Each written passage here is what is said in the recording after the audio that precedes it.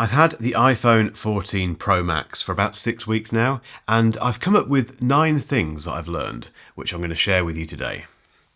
Oh, I couldn't think of a 10th, sorry.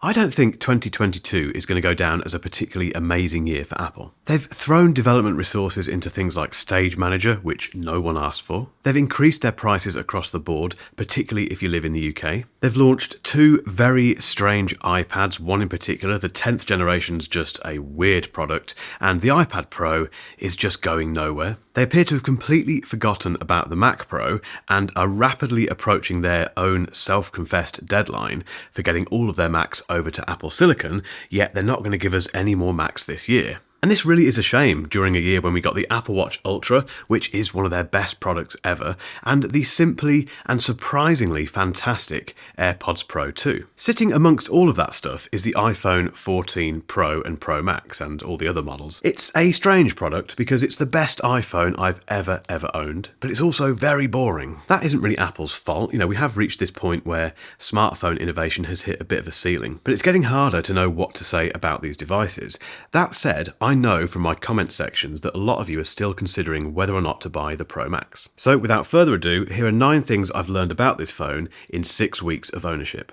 One of the biggest things about this iPhone 14 Pro Max is the camera system, which is very good. But if you're going to start shooting the full 48 megapixel Pro RAW images this is capable of, you need to know something. They're going to take up loads of space. Apple tells us that each 48 megapixel photo is about 75 meg. Now let's say you take 100 Pro RAW photos each week. That will eat up 7.5 gig of storage every single week. Over the course of a year, that'll be 390 gig of storage you'll need for those raw images. If you shoot ProRes video, it gets even sillier. According to Apple, each minute of 4K 10-bit HDR ProRes footage will eat up 6 gigabytes of storage for just a minute of footage. I've done some more maths on this stuff, and if you shoot 10 minutes of that stuff every day for a year, you'll need 315,360 gigabytes of space to save it all. I'm going a little bit over the top with this, but you get the point. If you start using Pro RAW and ProRes imagery on this phone, you're going to eat through the storage very quickly. I found a brilliant solution for this via the Synology NAS, which is sat over on my desk over there. Synology are very kindly sponsoring this video,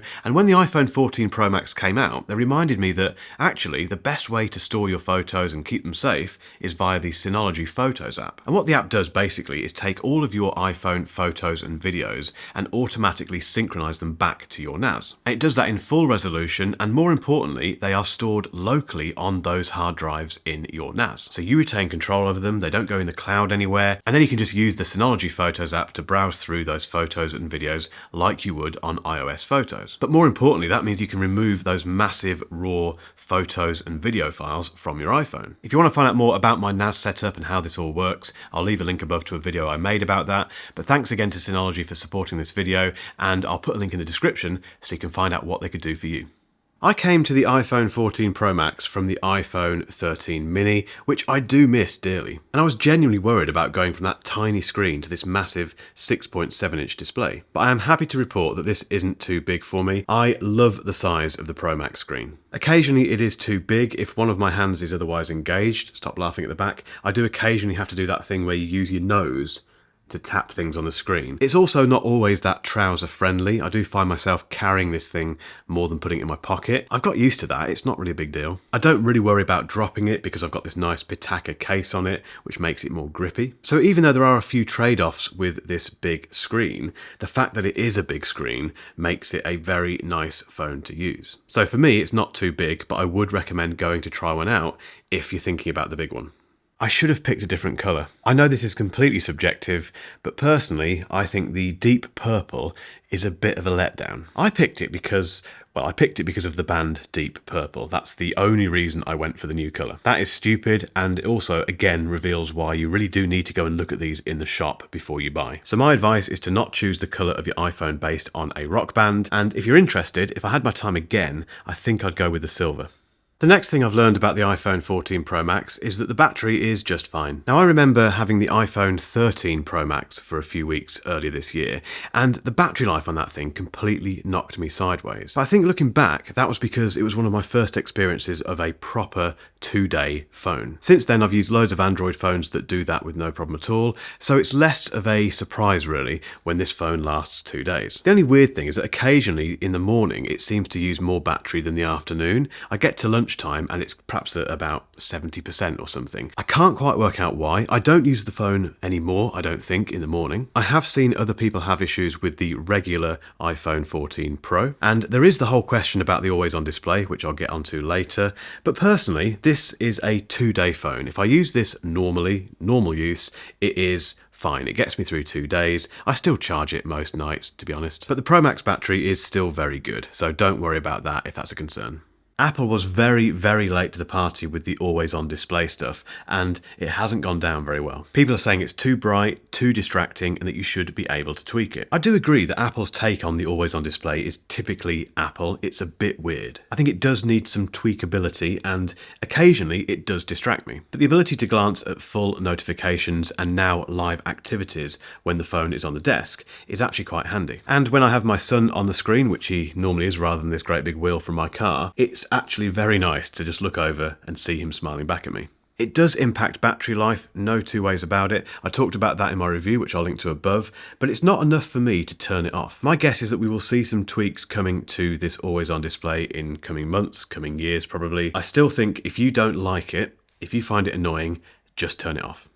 If there's one feature about the iPhone 14 Pro and Pro Max that has been discussed more than anything else, it is the stupidly named Dynamic Island. And if you didn't know, that is this thing at the top of the screen here, which if I'm playing music as I am now, if I flick up, the music goes into the dynamic island. It does all sorts of interesting things in iOS, but most of them don't happen that often. Let me explain how the dynamic island experience works. You buy your iPhone, you're very excited, you get it out the box, you set it up. The very first thing you do is do what I just did, play some music and flick it into your dynamic island. Then you try some timers, then someone rings you and they appear in the dynamic island, and then after a while, you just get on with using your phone and you pretty much forget it's there. It doesn't get in the way, it's not distracting, it doesn't get in the way when you're watching videos. What is interesting is that third parties are starting to use it. I've seen that with Ringo and also TickTick recently. That does excite me and I can't wait to see what third party developers continue to do with Monkey Island. But apart from that, it's just not worth getting that het up about.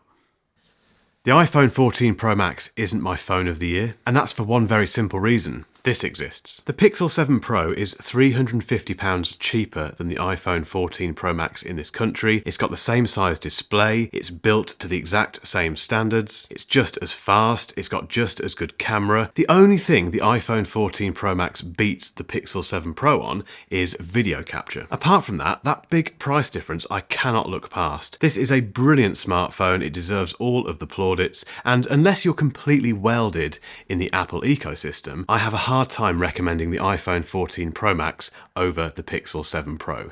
Sorry, Tim. Apart from cases, I'm not normally much of an iPhone accessories guy, but this MOFT snap-on stand and wallet is just incredible. And it's super simple. It's basically a MagSafe compatible wallet that goes onto the back of your phone like that, and it holds up to 3 cards, obviously, straightforward stuff. But as you can see, it does this as well. So it has this built-in stand, and that means you can place it on your desk in portrait orientation like that, or even swivel it around and have it in landscape. I use this all the time. Oh, and also it acts as a little holder thing, so you can put your finger through there while you're holding your phone, which is quite handy with such a massive device like this. It's one of those accessories that is so well made, so stupidly simple, and so well thought out that Apple probably should have made it themselves.